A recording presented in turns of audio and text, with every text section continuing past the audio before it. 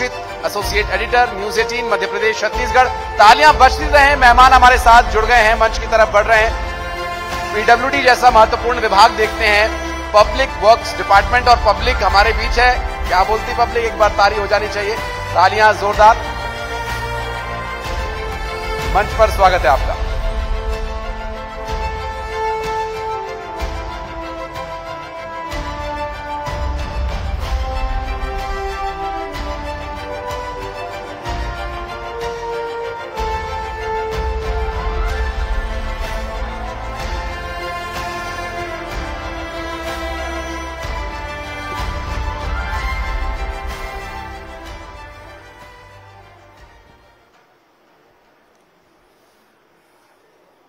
News 18 के मंच rising Madhya Pradesh पर मध्य प्रदेश के पीडब्ल्यूडी मंत्री राकेश सिंह जी मौजूद है। बहुत बहुत स्वागत है सर आपका मंच पर।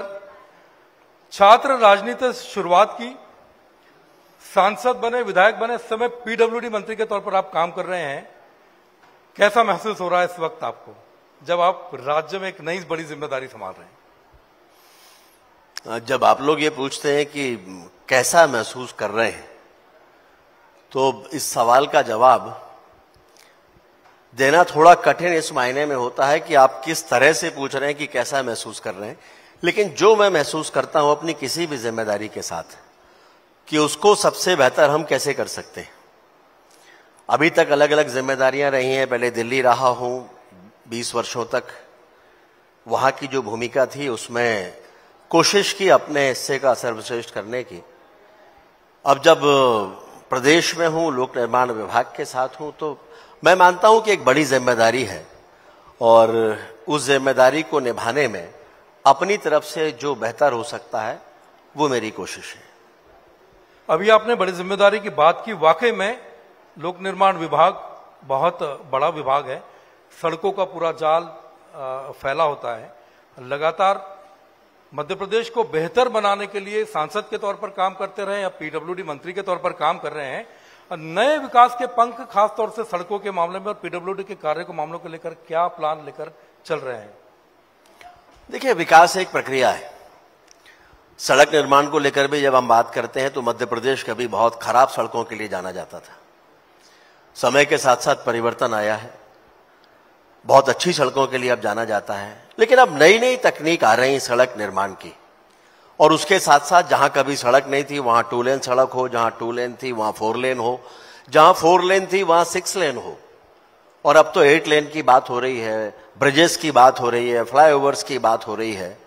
तो कुल मिलाकर मध्य प्रदेश की दृष्टि से मध्य प्रदेश की आवश्यकता के अनुसार सड़कों का जाल बिछे, इंफ्रास्ट्रक्चर बने, ये प्राथमिकता है और उसी दिशा में हम काम कर रहे हैं। जिस दिन मैंने पहली बार कार्यभार संभाला था उस दिन मैंने कहा था कि हमारे विभाग की टैगलाइन होगी लोक निर्माण से लोक कल्याण, और कोशिश है कि लोक कल्याण की दिशा में कदम ताल मैं अकेला नहीं बल्कि मेरा पूरा विभाग करे, और माननीय मुख्यमंत्री जी के सहमति और मार्गदर्शन से उसी दिशा में हम काम कर रहे हैं। लोक निर्माण से लोक कल्याण की आपने बात की, आप अक्सर बात भी करते हैं। बहुत सारे लोग यहां पर मौजूद हैं। एक बहुत नवाचार किया था आपने सड़कों के ऐप का, जो गड्ढों को लेकर था, उसके बारे में जानकारी देंगे तो लाखों दर्शकों तक पहुंचेंगे। देखिए, आमतौर पर क्या होता था, सड़कों में गड्ढे खास तौर से वर्षा काल में या उसके आसपास, ये आम शिकायत है और लोगों को लगता है कि गड्ढे होते हैं और उनको भरा नहीं जाता। विभाग जनता के प्रति कहीं ज्यादा जिम्मेदार बने, इस दृष्टि से मैंने योजना पूर्वक एक ऐप का निर्माण कराया जिसका नाम रखा लोकपथ।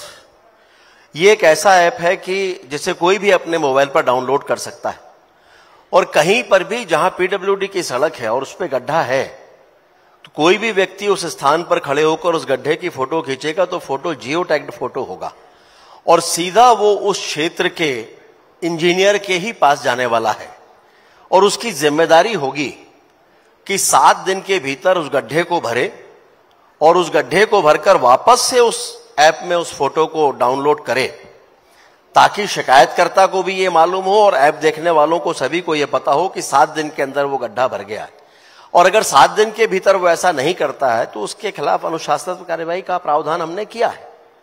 और मुझे ये कहते हुए खुशी है कि 97% से ज्यादा उसका सक्सेस रेट है और 5.5 महीने ही लगभग 6 महीने उसको हुए हैं। और पिछले दिनों कौन बनेगा करोड़पति जैसे बड़े शो में हमारे लिए खुशी की बात है कि अमिताभ बच्चन जी ने लोकपथ ऐप को लेकर सवाल पूछा, जो यह जाहिर करता है कि लोकपथ ऐप ने 5.5 महीनों में मध्य प्रदेश की सीमाओं को लाकर देश में अपनी एक विशिष्ट पहचान बनाई है। और ऐसे बड़े शो में जहां बड़े महत्वपूर्ण सवाल किए जाते हैं, वहां अमिताभ बच्चन जी ने लोकपथ ऐप के बारे में सवाल पूछा।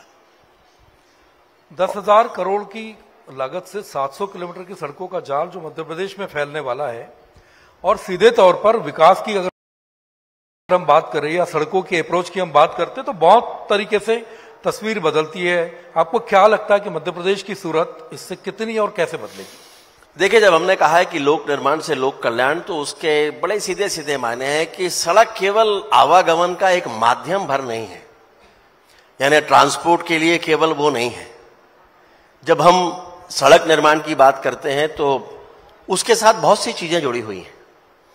हम कृषि क्षेत्र में विकास की बात करते हैं, लेकिन पहली प्राथमिकता होती है कि किसान का जो प्रोडक्ट है, किसान का जो अनाज है, उसको ठीक स्थान पर पहुंचाना।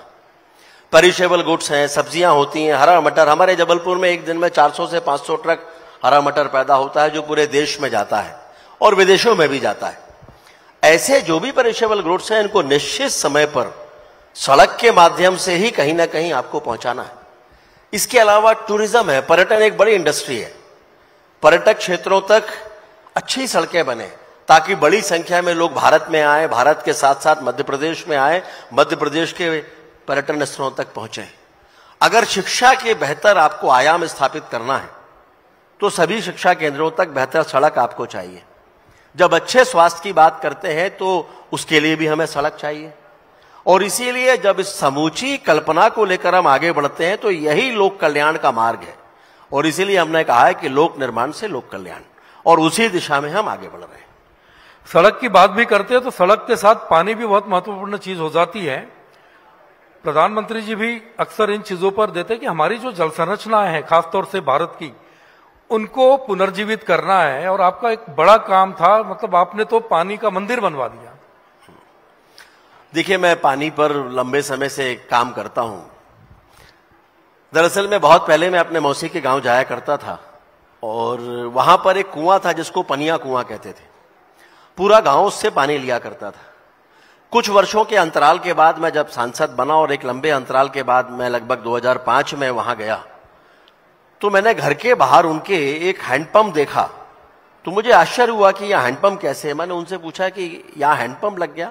उन्होंने बड़े गर्व के साथ कहा कि हमारे गांव में इस तहसील के सबसे ज्यादा हैंडपंप हैं, 35 से ज्यादा हैंडपंप हैं। उन्होंने जैसे ये कहा तो मुझे पनिया कुआं की याद आई। तो मैंने कहा, पनिया कुआं का क्या हुआ? उन्होंने कहा, वो तो सूख गए बुंदेलखंडी में। कुआं सूख गया, कोई बड़ी बात नहीं, लेकिन वो कुआं जो 50, 60, 70 सालों से गांव को पानी दे रहा था, वो सूखा है, लेकिन किसी के भी चेहरे पर चिंता की कोई लकीर नहीं थी। और मुझे वहां से लगा कि पानी के लिए कुछ करना चाहिए। और उसके बाद मैंने थोड़े 1 वर्ष के बाद में 19 दिन की एक जल रक्षा यात्रा की थी, जिसमें हर रोज 18 किलोमीटर से 25 किलोमीटर तक हम पैदल चला करते थे। और वो पूरा गैर राजनीतिक था, अपने संसदीय क्षेत्र में मैंने किया था।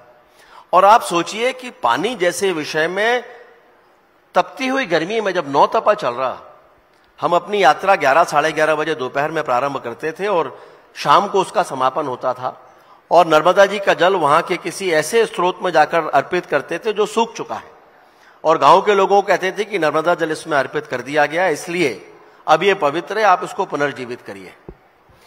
वहां मैं अक्सर एक बात कहता था कि लोग कहते थे कि हमारे करने से क्या होने वाला है। तो मैं उनसे कहता था एक छोटी सी कहानी के साथ में, कि एक बार एक गांव में आग लगी। आग इतनी भीषण थी कि पूरा गांव उसको बुझाने के लिए दौड़ पड़ा। अलग अलग लोग अपने पास जो बर्तन थे उसको लेकर पानी बुझा रहे थे। एक पेड़ पर एक चिड़िया और एक कौवा भी बैठे थे। चिड़िया ने देखा, वो पानी की तरफ, नदी की तरफ गई, अपनी चोंच में पानी भरा और ऊपर से आग में छोड़ दिया। वो बार बार यही कर रही थी। कौवे ने देखा तो कौवे ने उसका उपहास उड़ाते हुए कहा कि क्यों रे चिड़िया, तुझे क्या लगता है तेरे एक बूंद पानी से ये आग बुझ जाएगी? चिड़िया ने उत्तर में कहा बहुत शांत होकर कि मैं जानती हूं मेरी चोंच के एक बूंद पानी से आग नहीं बुझेगी, लेकिन भविष्य में जब इतिहास लिखा जाएगा तो मेरा नाम आग लगाने वालों में नहीं, आग बुझाने वालों में। बहुत बड़ी बात है, बहुत बड़ी बात। और मैंने लोगों से यही कहा कि आप ये मत सोचिए कि आपका प्रयास छोटा है या आपका प्रयास बड़ा है, आप आगे बढ़िए और आप कुछ कर सकते हैं। और विश्वास मानिए, 9 तपा के समय पर जब मेरी जल रक्षा यात्रा का समापन था, जबलपुर में सड़कों पे 15 से 20 हजार लोग मेरे साथ पैदल चल रहे थे। तब से मैं लगातार कुछ कुछ काम करता हूं। पिछले दिनों रानी दुर्गावती जी के कालखंड की बावड़ियां जबलपुर में हैं, उनमें से 2 बावड़ियों का चयन हमने किया था। चर्चा में दिल्ली में रहते हुए मैंने माननीय प्रधानमंत्री जी से एक दिन बताया कि अब मैं बावड़ियों पर काम करने जा रहा हूं, और उन्होंने मुझसे उस समय पर कहा कि जब बने तो उनका नाम जल मंदिर रखना। और मैंने उसी रूप में उन बावड़ियों को विकसित किया, जल मंदिर बने। और मुझे कहते हुए खुशी है कि मुख्यमंत्री जी डॉक्टर मोहन यादव जी बावड़ी देखने के लिए गए थे, उन्होंने उसका पानी पिया और कहा ये तो पीने योग्य है। लोग प्री वेडिंग शूट के लिए आज उन बावड़ियों में आते हैं, केवल कुछ सफाई से, जिसमें मुझे भी सम्मिलित होना पड़ा गंदगी साफ करने के लिए।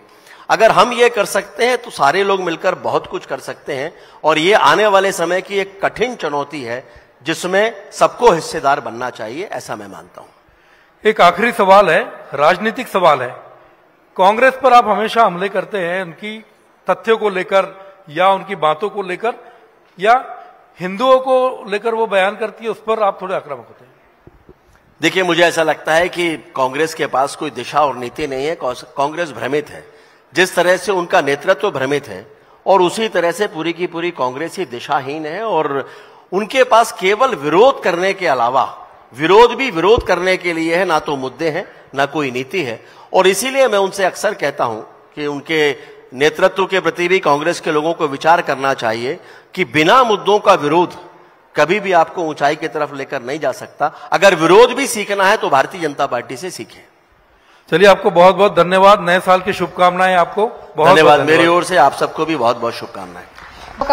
और मैं चाहूंगी कि आप मंच पर ही बने रहें। सुधीर जी हमारे मेहमान का धन्यवाद करना चाहेंगे और एक मोमेंटो प्रदान करके हमारे विशेष मेहमान जो इस मंच पर आए और उन्होंने तमाम बातें रखी, बहुत बहुत धन्यवाद आप दोनों को।